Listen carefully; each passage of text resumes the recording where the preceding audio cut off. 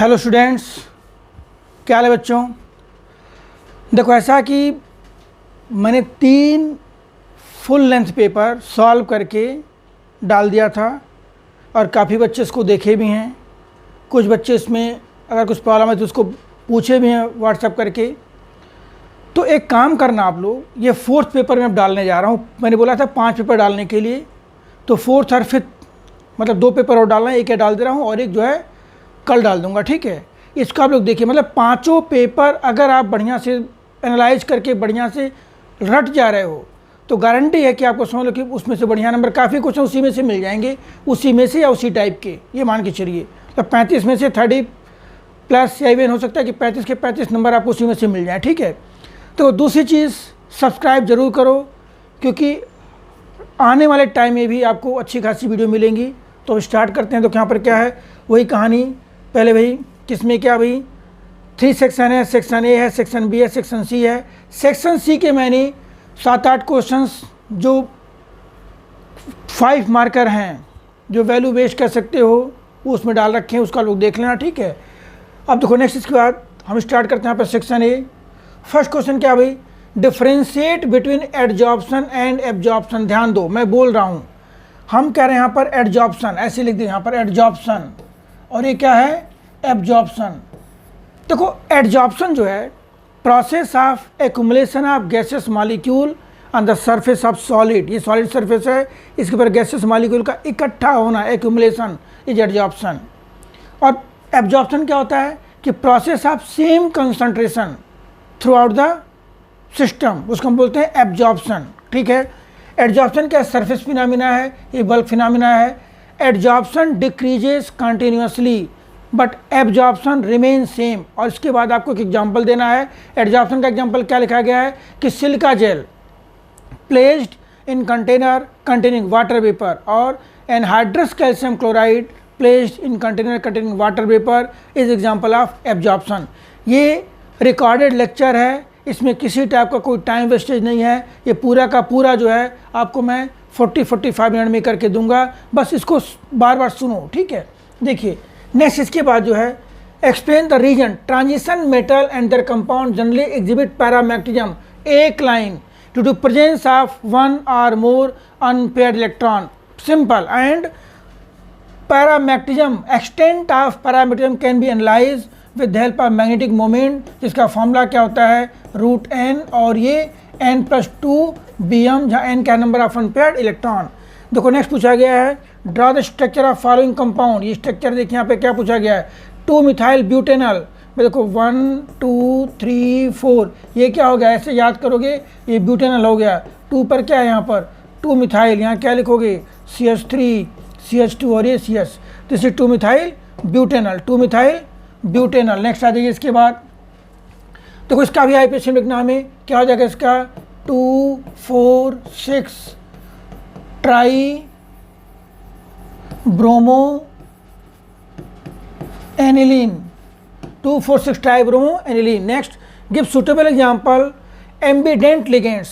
Define कैसे करोगे भाई, ligands which have 2 ligating atom, that is which can bind with central atom through more than 1 atom. देखो जैसे for example हम कहते हैं यहाँ पर क्या है, ये NO2 है, NO2 minus can bind with central atom through nitrogen and ONO minus it can bind with oxygen also, ठीक है। तो इसका नाम क्या भाई, this is nitrito N, NITRITO, nitrito N है, एंड दिस इज NITRITO,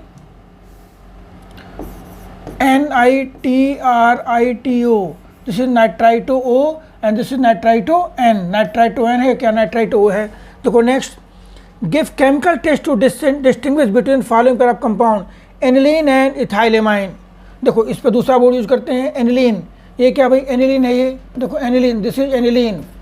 और इथाइलेमाइन क्या है, ये इथाइलेमाइन है, देखो this is इथाइलेमाइन, CH3 CH2 NH2। बेटे ध्यान दो, दोनों 1 डिग्री हैं, दोनों कार्बोलेमाइन देंगे, both are 1 degree, both undergoes Hinsberg test in same manner. लेकिन ये क्या है, ये आपका कपलिंग देगा, COUP कपलिंग या डाई टेस्ट। तो डाई टेस्ट ये देगा और ये नहीं देगा, इसका आप डाई टेस्ट लिख सकते हो। देखो ये क्या है, aniline combined with benzene डाइजेनियम chloride N2+Cl-। देखो ये है, यहाँ एनिलीन लिखोगे तो क्या बनेगा यहाँ पर para amino azobenzene.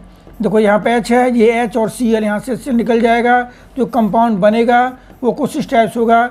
This is para amino azobenzene, para amino azobenzene, this is para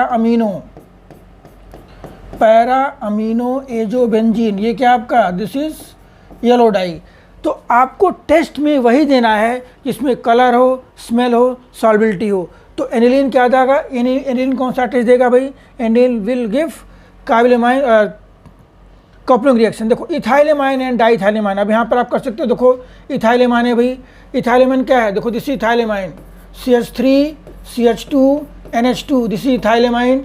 और ये हमारा डाइथाइलेमाइन है, CH3 CH2 NH, और फिर क्या ये CH2 और ये CH3। देखो दिस इज 1 डिग्री, ये क्या आपका 2 डिग्री। तो हम टेस्ट यहाँ कह सकते हैं, देखो एक तो होगा आपका कार्बिलेमाइन, कार्बिल एमाइन ये देगा और ये नहीं देगा। और एक कह सकते हो यहाँ पर हिंसबर्ग टेस्ट, हिंसबर्ग टेस्ट क्या भाई, दोनों को दोनों देंगे, बट यहाँ पर क्या, ये क्या लिखोगे, this is soluble in KOH, और ये क्या है, it is insoluble, this is insoluble. ठीक है, तो ऐसे देखो का इसमें आपको रिएक्शन के फॉर्म में एक ही लिखना है। इन केस किसी बच्चे को अगर रिएक्शन नहीं आते तो लैंग्वेज लिख देगा, लेकिन ट्राई करो रिएक्शन लिखने के लिए। अब देखो इस्तेमाल, अगर आपको रिएक्शन लिखना है तो रिएक्शन कैसे लिखोगे, यहाँ पर देखिए ये हमारा क्या है, this is benzene sulphonyl chloride, Hinsberg reagent है ये। ठीक है, दिस इज हिंसबर्ग रिएजेंट। यहाँ पर क्या लिखोगे, बेंजीन सल्फोनिल क्लोराइड, ये क्या है आपका प्राइमरी एमाइन है। देखो इस टाइप से क्या है ये, दिस इज C2H5, यहाँ से HCl निकल जाएगा, जो कंपाउंड बनेगा this is N ethyl benzene sulphonamide, ये बनेगा ये N इथाइल बेंजीन सल्फोनामाइड। ये क्या नाम है, it is soluble in KOH, it is soluble in KOH। और दूसरा अगर लेके चलेंगे हम यहाँ पर, देखो इस टाइप से डाइथाइलेमाइन वाला भी रिएक्शन देगा ये।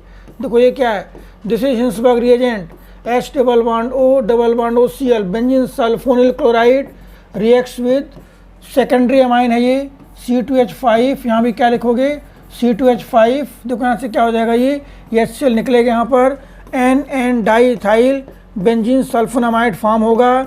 That compound is insoluble in KOH। तो ये क्या आपका, this is N diethyl benzene sulphonamide, this is insoluble in KOH। ये क्या है, this is insoluble in KOH। आप इस टाइप से डिस्टिंग्विश कर सकते हो। नेक्स्ट क्वेश्चन पर आ जाइए भाई। नेक्स्ट क्वेश्चन देखो यहाँ पर, thermal decomposition of formic acid is first order reaction with rate constant कितना दिया गया अभी, 2 × रेट कांस्टेंट क्या है, यहाँ पर रेट कांस्टेंट दिया गया है 2.4 × 10⁻³ at certain temperature. Calculate how long it take for 3/4 of initial, मतलब ये कह रहे हैं कि 3/4 कंप्लीट होने में कितना टाइम लगेगा।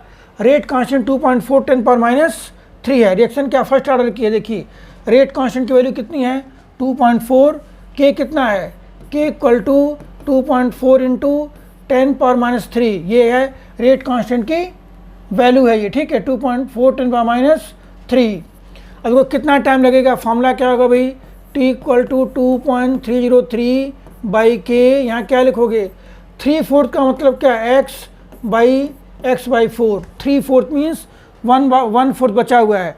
अगर हम इनिशियल कितना लेके चलेंगे x, तो फाइनल कितना बचा है x/4। इसका मतलब क्या हो जाएगा, यहाँ पर देखो 2.303 बाई 2.4 × 10⁻³ 2.4 × 10⁻³ और ये कितना हो जाएगा आपका, तो इससे log 4 हो जाएगा। अब log 4 कितना होता है भाई, हम देखो लिख सकते हैं इसको इस टाइप से 2.303 बाई 2.4 × 10⁻³ इंटू log 4 कितना होता है 0.6, तो 6 देखो 4 जा कर सकते हैं यहाँ पर, ये कितना हो जाएगा 4 5 जा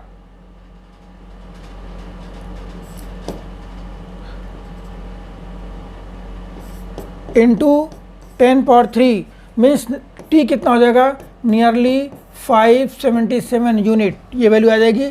जो सेकंड में या किस में दे रखे हो देख लो, उसमें क्या दे रखे हैं, पर सेकंड है तो क्या हो जाएगा, इतना सेकंड। ध्यान दो, वेरी इंपॉर्टेंट क्वेश्चन और सिंपल भी है, आपके पेपर में ऐसे क्वेश्चन आएंगे, इतना सेकंड नियरली ये वैल्यू आ जाएगी। ठीक है, इसको आप देख सकते हो सॉल्व करके। तो नेक्स्ट है आउट ऑफ, ध्यान दीजिए, आउट ऑफ MgCl2 एंड देखो and AlCl3 which one is more effective in causing coagulation of negatively charge. Hardy Schulze rule क्या होता है भाई, oppositely charge electrolyte to that of colloids is responsible for coagulation. पहला point ये होता है। दूसरा क्या, coagulation is directly proportional to charge carried by electrolyte.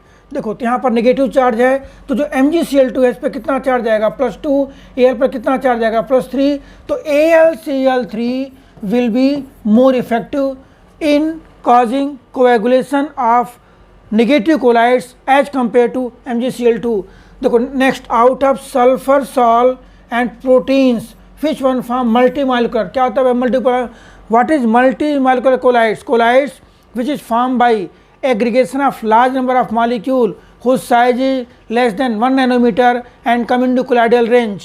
तो यहाँ पर क्या होगा भाई, sulphur sol is multi molecular colloids, आप ये कह सकते हो। देखो नेक्स्ट इसके बाद आ गया आपके यहाँ पर ये, देखो ये क्वेश्चन बेटा इंपॉर्टेंट है वैसे, यहाँ से हमें EMF निकालना है, ये दिया गया है Cr। देखो यहाँ पर Cr चेंजेस टू Cr3+, ये हमें जो सेल दे रखे हैं Cr चेंजेस टू, क्वेश्चन में यहाँ पे लिख दे रहा हूँ Cr चेंजेस टू, देखो ये है Cr changes to Cr3+, 0.1 molar salt bridge क्या है Fe2+, 0.01 molar Fe2+ changes to Fe2+, 0.01 molar Fe। और यहाँ पर हम क्या निकालेंगे, E0 सेल। E0 सेल क्या होगा, क्या फॉर्मूला लिखवाया गया था, E0 right minus E0 left, but both potential should be reduction. ठीक है, तो देखो यहाँ पर E0 राइट कितना है, E0 राइट मीन्स Rn का कितना है, Rn का -0.44 है और इसका कितना -0.74 है। देखिए Rn का -0.44 -0.44 -0.74 वैल्यू कितनी आएगी, ये 0.30 वोल्ट। देखो क्या आ गया हमारा चीज़ E0 सेल। अब इसके बाद हम क्या करेंगे, यहाँ पर भाई इक्वेशन लिखेंगे। यहाँ पर इक्वेशन क्या देखिए, Cr changes to Cr3+ +3 electron, और फिर यहाँ पर आ जाएगा आपका Fe2+ +2 electron changes to Fe। यहाँ कितना हो जाएगा ये 3, यहाँ कितना हो जाएगा ये 2 से मल्टीप्लाई कर दोगे। देखो इसके बाद आ जाएगा जो वैल्यू आ जाएगी यहाँ पर n कितना हो जाएगा, ये n बिकम 6। क्लियर है, देखो यहाँ आ जाएगा क्या क्वेश्चन आ जाएगा, 2Cr + 3 Fe2+ changes to 2Cr3+ +3 Fe। देखो ये क्वेश्चन आ गया। हमें देखो नेक्स्ट इक्वेशन यूज करने के लिए सबसे पहले इंपॉर्टेंटली n निकालना आना चाहिए और इक्वेशन लिखना आना चाहिए। तो हमने n निकाल लिया, n कितना है 6 है और इक्वेशन लिखा, दिस इक्वेशन। अब इसके बाद हम फॉर्मूला लिखेंगे EMF या ई सेल। ई सेल क्या होता है भाई, ई सेल इक्वल टू, देखो फॉर्मूला क्या, E0 cell minus 0.059/n log product by reactant. Product का मतलब क्या हो गया यहाँ पर, Cr3+ का स्क्वायर, आयरन का हो जाएगा 1 और यहाँ क्या हो जाएगा Fe2+ पावर क्यूब। देखो ये वैल्यू आ जाएगी, यहाँ कितना है 0.30 माइनस 0.06/6 ले लिया मैंने। ठीक है, और यहाँ पर फिर लॉग Cr3+ कितना भाई 0.1, कितना हो जाएगा ये 10⁻⁻1 का स्क्वायर बाई ये कितना है 10⁻⁻2 का क्यूब। देखिए क्या हो जाएगा 0.3 माइनस 0.01 और फिर क्या हो जाएगा ये लॉग, यहाँ 10⁻⁻2 ये 10⁻⁻6, ऊपर कितना हो जाएगा ये 10⁻4। 10⁻4 मीन्स 4 हो जाएगा। इसका मतलब क्या कि 0.3 माइनस 0.04 कितनी वैल्यू आएगी 0.26 वोल्ट। देखो कितना सिंपल क्वेश्चन। एक क्वेश्चन नेक्स्ट इक्वेशन से रिलेटेड एक क्वेश्चन पेपर में छप चुका है, ये 100% मान लीजिए आप लोग। और करने का पैटर्न यही है कि सबसे पहले देखो मालूम कैसे निकालेंगे E0 सेल, फिर क्या लिखेंगे, देखो ये अगर मार्किंग स्कीम यहाँ पे फॉलो करें तो देखो अगर मान लो 3 नंबर का क्वेश्चन है तो 1 नंबर आपको यहाँ मिल जाएगा, 1 नंबर यहाँ मिलेगा, और बाकी देखिए हाफ मार्क्स आपको मिलेगा यहाँ पर, और फिर बाकी आपको हाफ मार्क्स यहाँ मिलेगा। इस टाइप से स्टेप वाइज इसके अंदर मार्किंग होगी। क्लियर, ठीक है। अब आइए देखिए नेक्स्ट देखते हैं यहाँ पर, इसी में क्वेश्चन और है यहाँ पर देखो, transition metal exhibit a wide range of oxidation state. देखो इसका मतलब क्या है, पिछले पेपर में बताया गया था, both N-1D and NS electron involve in bond formation. Simple एक लाइन, ठीक है। Transition state show variable oxidation state because both NS and N-1D electron involve in bond formation. Next देखिए, ये अच्छा क्वेश्चन है वैसे। कोबाल्ट, थोड़ा सा फैक्चुअल में कुछ याद भी करना है। कोबाल्ट 2 इज, देखिए cobalt 2 is very stable in aqueous solution but get easily oxidise in the presence of complexing ligands या लिगेंड्स। देखो इसका मतलब क्या है कि कोबाल्ट का जो क्रिस्टल फील्ड स्प्लिटिंग एनर्जी, आप कोबाल्ट 3, देखो कोबाल्ट 3 का कन्फ्यूजन कितना होगा, कोबाल्ट 3 हो जाएगा आपका, कोबाल्ट कितना होता है 3D7 और ये 4s2, कोबाल्ट 3 कितना हो जाएगा यहाँ पर, हो जाएगा 3D6। तो crystal field stabilising energy of cobalt 3 with D6 configuration that is T2G6 is more than cobalt 2 जो कि D7 में होता है, और T2G और T2G6 और G होता है सिंपली। तो कोबाल्ट देखो इसका जो क्रिस्टल फील्ड CFSE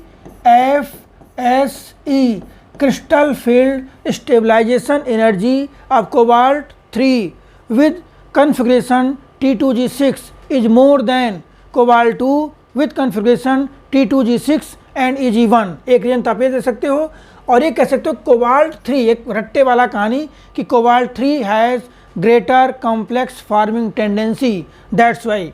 अब देखो नेक्स्ट ये पूछा गया भाई, what is lanthanide contraction, what is cause and what is consequence. तो देखो लेंथाइड कंट्रैक्शन क्या होता है भाई, gradual decreases in atomic oblique ionic radii on moving from left to right across lengthenide is called lengthenide contraction। इसका cause क्या है, it is due to poor shielding of 4f orbital, और दूसरा it is due to fused shape of f orbital। दो इसकी cause हैं, और consequence क्या है, due to lengthenide contraction basicity of hydroxide decreases from left to right, और दूसरा similarity in property of element belonging to same group of second and third transition series, ठीक है। और एक ये भी कह सकते हो कि due to lanthanide contraction the difficulty in separation of lanthanide, ठीक है। ये 2-3 इसके क्या हैं, कंसिक्वेंसेज हैं, ठीक है। देखो नेक्स्ट इसके बाद आ जाइए भाई, यहाँ पे क्या राइट मेन प्रोडक्ट क्या बन जाएगा, ये देखो बार बार पूछा गया, ये ब्रोमिनेशन ऑफ एनिलीन क्या मिलेगा, 2,4,6 tribromoaniline, this is 2,4,6 try bromo aniline 2,4,6। तो क्या क्या बन जाएगा, Br और ये Br, और यहाँ देखो ये क्या सिलेक्शन होने जा रही है, चलो मैं थोड़ा सा इसको क्लियर लिख दे रहा हूँ। यहाँ पे 2,4,6 ट्राई ब्रोमो एनिलीन मिलेगा, क्या बनेगा यहाँ पर, एनिलीन आ गया, ये 2,4,6 Br2 पर, Br4 पर, Br6 पर। और ये देखो वेरी इंपॉर्टेंट ब्रेक, पेपर में किसी न किसी फॉर्म में हाफमैन ब्रोमो रिएक्शन रहना है, Br2 NaOH या Br2 4KH NOBr या KOBr सबका रोल एक है, क्या करता है ये CO को हटा देगा, मीन्स हमें मिलेगा एमाइन विद 1 लेस कार्बन, देखो इस टाइप मिल जाएगा ये, ठीक है।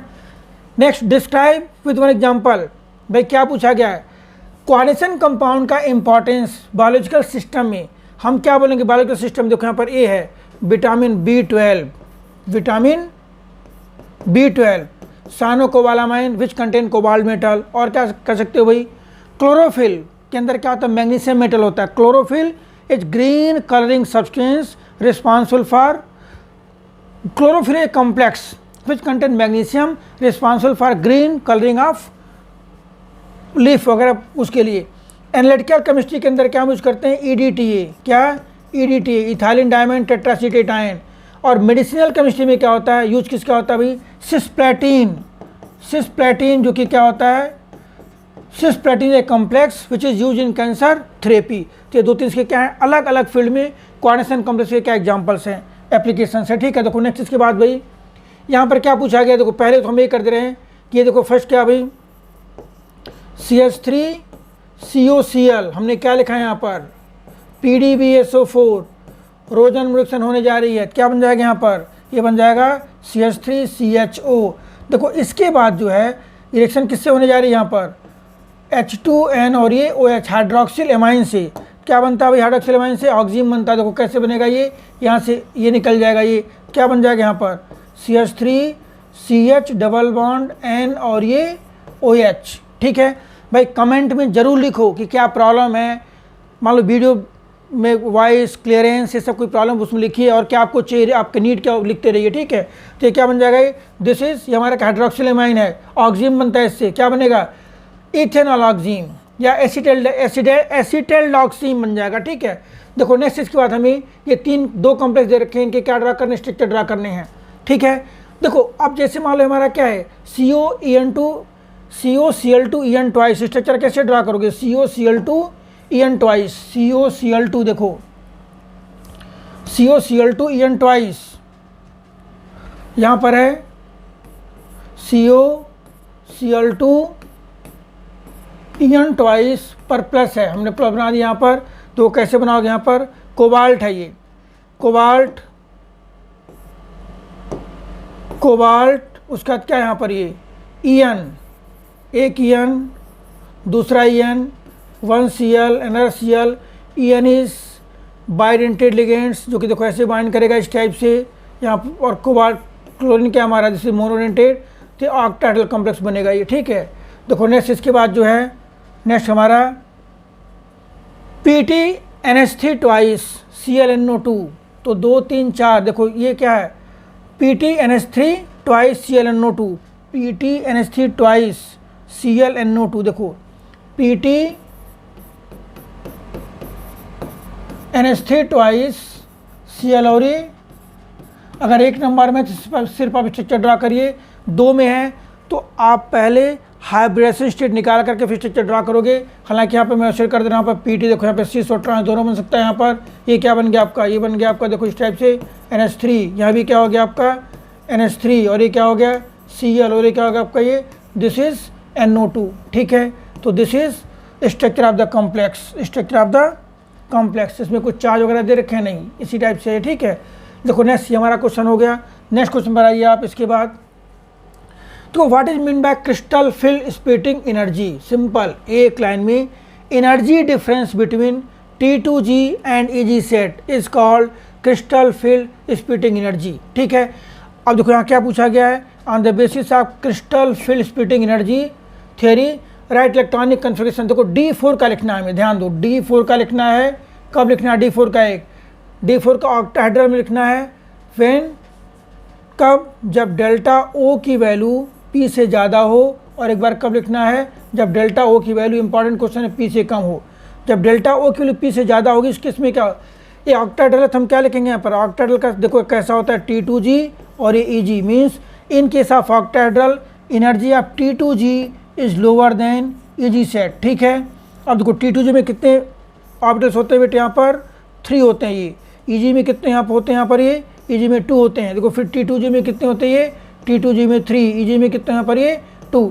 जब यहाँ पर इसका मतलब क्या है, यहाँ पर जो है यहाँ पेयरिंग होगी, डेल्टा O की वैल्यू अगर P से ज़्यादा मीन्स पेयरिंग होगी। हमें कितने ट्रांस फिल करने हैं, 4। कैसे करोगे भाई, यहाँ पर 1 2 3 4, क्या हो जाएगा, ये हो जाएगा आपका T2G3 और ये T2G4, sorry T2G4, this is T2G4 आएगा,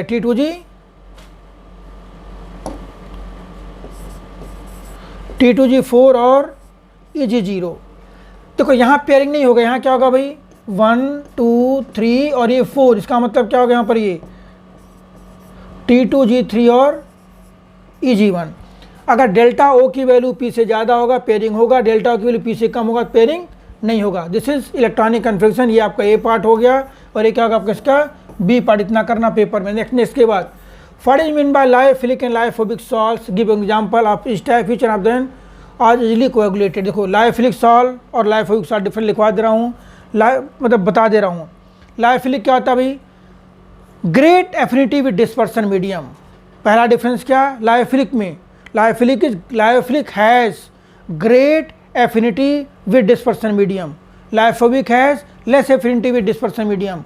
Lyophilic can be prepared directly by mixing dispersion medium and dispersed phase, but lyophobic can be prepared by special method. दो डिफरेंस सफिशिएंट है। ये भी कह सकते हो लायोफिलिक आपका रिवर्सिबल है तो आपका इरिवर्सिबल होता है। Lyophilic can not be coagulated, lyophobic can be coagulated. Lyophilics are stable और वो कहते हैं अनस्टेबल होते हैं। तो यहाँ क्या पूछा गया है, which of the following of these two can be easily coagulated. Lyophobic sols can be coagulated easily because they are less solvated. इसका एग्जाम्पल क्या होगा, because they are less solvated. ठीक है, याद करिए इसको। देखो नेक्स्ट इसके बाद आ जाइए भाई, राइट। अब देखो यहाँ पर क्या पूछा गया है, फर्स्ट है आपका रोजनमुंड रिएक्शन। रोजनमुंड reaction ROSEN, रोजनमुंड reduction. क्या भाई स्टेटमेंट में क्या लिखोगे तो acyl halide undergoes reduction in presence of PDBSO4। देखो ऐसे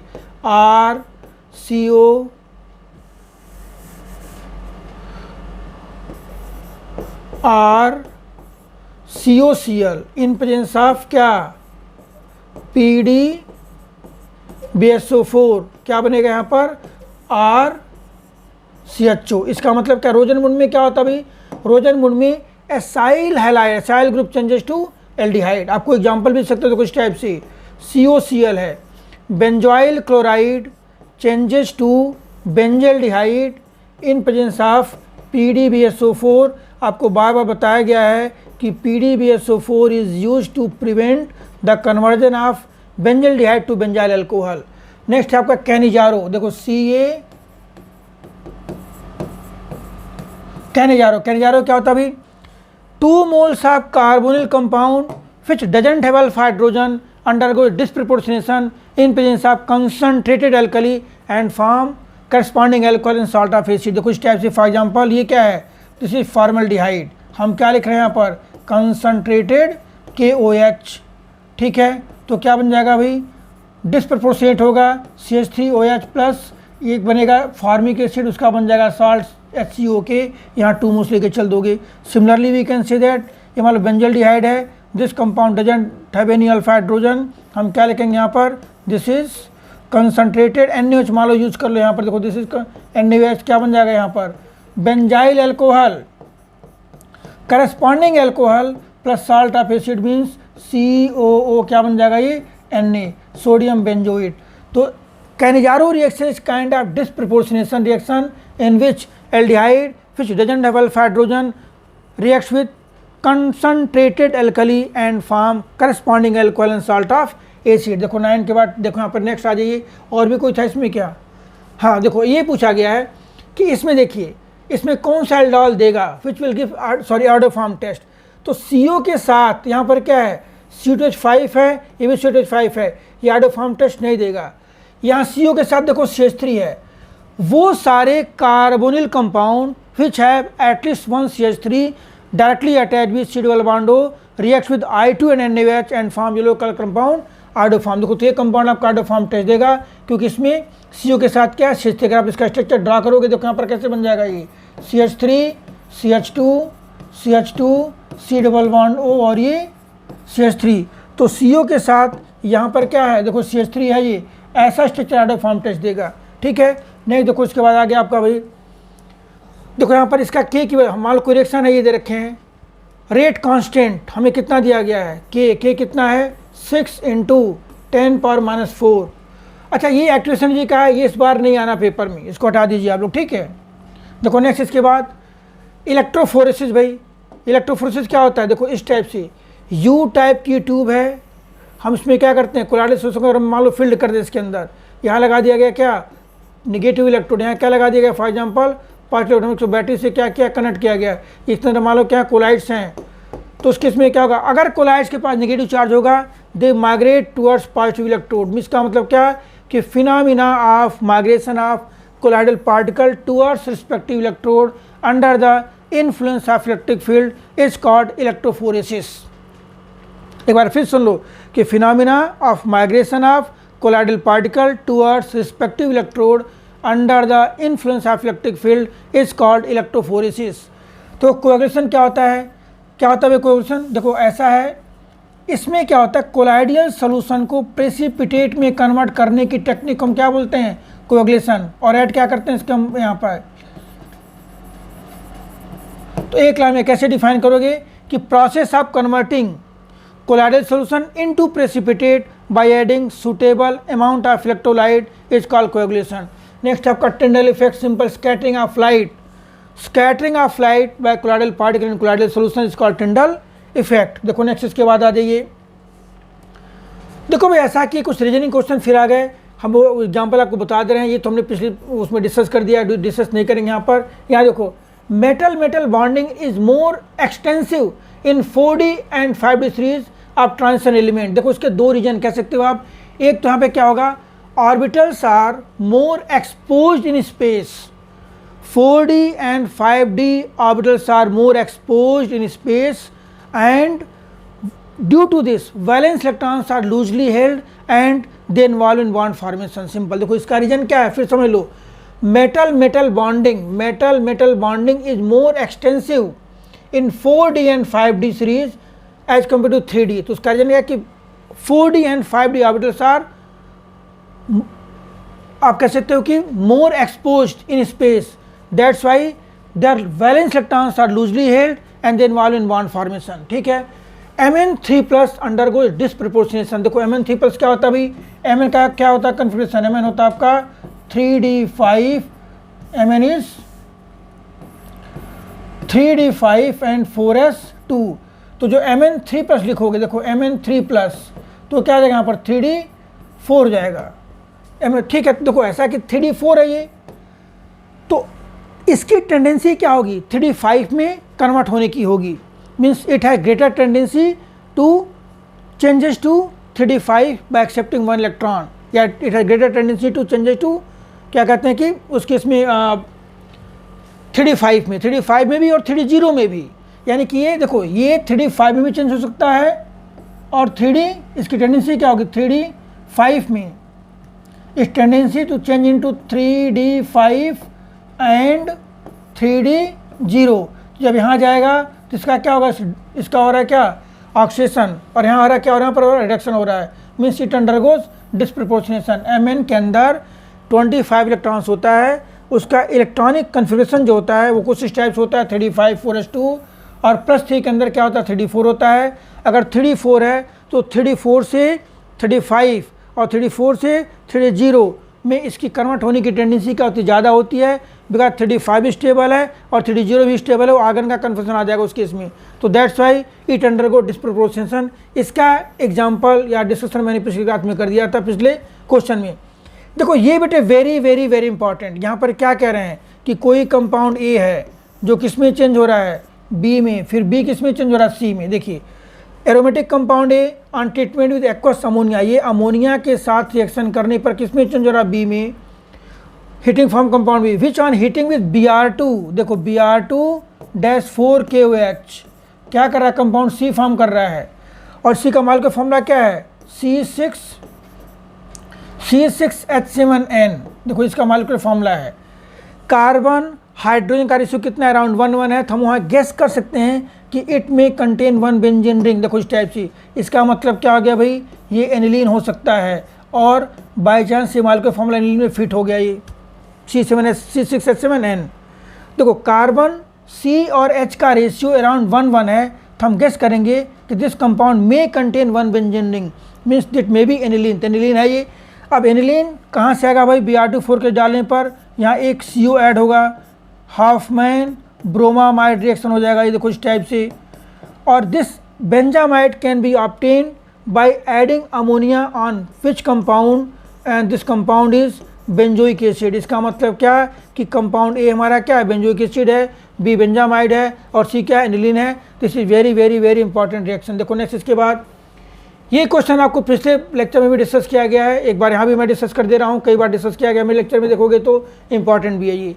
ये कह रहे हैं देखो सिल्वर नाइट्रेट, मैं यहाँ पे डिस्कस कर रहा हूँ, देखो यहाँ पर ये सिल्वर नाइट्रेट, ये क्या आपका जिंक सल्फेट, ये क्या आपका, और एक इन तीनों को हमने क्या किया, सीरीज में कनेक्ट किया है, एंड 1.5 एम्पीयर की करंट हम क्या कर रहे हैं यहाँ पर पास कर रहे हैं। कब तक पास कर रहे हैं भाई, जब तक कि 1.45 ग्राम सिल्वर डिपॉजिट, ये हमारा सिल्वर नाइट्रेट का इलेक्ट्रोलाइट है, ये कॉपर सल्फेट है and this is of zinc sulphate. ठीक है, क्लियर। तो कह रहे हैं कि 1.45 एम्पीयर की करंट हम तब तक पास करते हैं, 1.5 एम्पीयर की करंट हम तब तक पास करते हैं जब तक 1.45 ग्राम सिल्वर डिपॉजिट नहीं होता। तो फर्स्ट क्वेश्चन क्या है, how long did current pass, current कितने टाइम के लिए पास की गई। तो इस सिल्वर के लिए है, तो आइए सिल्वर की बात करते हैं। यहाँ पर सिल्वर में कैसे करेंगे, यहाँ पर सिल्वर है, किसके फॉर्म में रहेगा सिल्वर, Ag प्लस चेंजेस टू Ag। ठीक है, Ag प्लस changes to Ag by accepting one electron. इसका मतलब क्या कि 108 ग्राम के लिए हमें कितना चार्ज चाहिए, 96500। तो 1 ग्राम के लिए कितना हो जाएगा, 1 ग्राम के लिए हो जाएगा आपका 96500 बाई 108। हेंस 1.45 ग्राम के लिए क्या हो जाएगा, 1.45 इंटू 96500 बाई 108। ये हमारा इतना चार्ज रिक्वायर्ड होगा 1.45 ग्राम के लिए। और यही चार्ज है जो कि 1.5 एम्पीयर की करंट t सेकंड के लिए पास करने पर होता है। इसका मतलब क्या कि 1.5 इंटू टी आपका ये हो जाएगा। ध्यान दो, हम 1.5 एम्पीयर की करंट अगर t टाइम के लिए पास करते हैं तो चार्ज कितना जनरेट होगा, 1.5 इंटू टी। देखो ये जनरेट होगा चार्ज, और इसी चार्ज से 1.45 ग्राम सिल्वर क्या डिपॉजिट हो रहा है। तो यहाँ से टाइम क्या आ जाएगा, टाइम आ जाएगा आपका बेटे 1.45 into 1.45 into 96500 by 108 by 1.5 into 60 कर दोगे तो ये नियरली अराउंड आपका 14.4 मिनट आता है। इसका मतलब क्या कि अगर हम 1.5 एम्पीयर की करंट 40 मिनट के लिए पास करते हैं तो अगर ये तीनों इलेक्ट्रोड सीरीज में कनेक्टेड हैं तो वहाँ से सिल्वर 1.45 ग्राम सिल्वर क्या होगा, डिपॉजिट हो जाएगा। अब ये क्या पूछा गया है कि इसी चार्ज से कितना कॉपर और कितना जिंक डिपॉजिट होगा। तो आइए फैराडे सेकंड लॉ अप्लाई करते हैं। देखिए फैराडे सेकंड लॉ में देखो यहाँ पर क्या, अभी हम ऐसे लिखेंगे, यहाँ पर फैराडे सेकंड लॉ क्या लिखोगे, weight of silver by equivalent weight of silver is equal to weight of copper by equivalent weight of copper. Silver का वेट कितना भाई, 1.45, ये 108 बाई 1 क्या हो जाएगा, x बाई कॉपर का कितना होता है 63.5 बाई 2। इसको सॉल्व करोगे तो x की वैल्यू अराउंड 0.43 ग्राम आती है ये।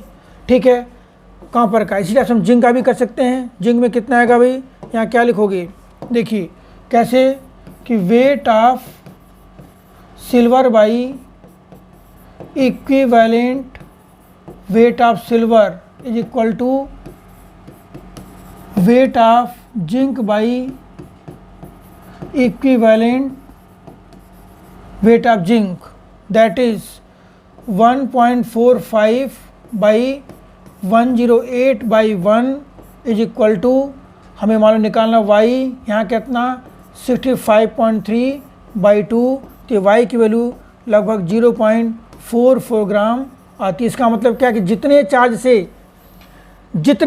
से 1.45 ग्राम सिल्वर डिपॉजिट होगा उतने ही चार्ज से 0.43 gram copper and 0.44 gram zinc deposit होगा। देखो बेटे ये था क्वेश्चन हमारा, ये पूरा एक क्या नाम है पूरा पेपर कंप्लीट हो गया। अब इसको देख लीजिए, इन केस कोई डाउट होता है हम इसके साथ इसका सलूशन और क्वेश्चन पेपर दोनों अटैच कर दे रहे हैं, उसका लोग देख सकते हो। और बाकी सजेशन जरूर दीजिए, सब्सक्राइब नहीं किया सब्सक्राइब जरूर करना। All the best.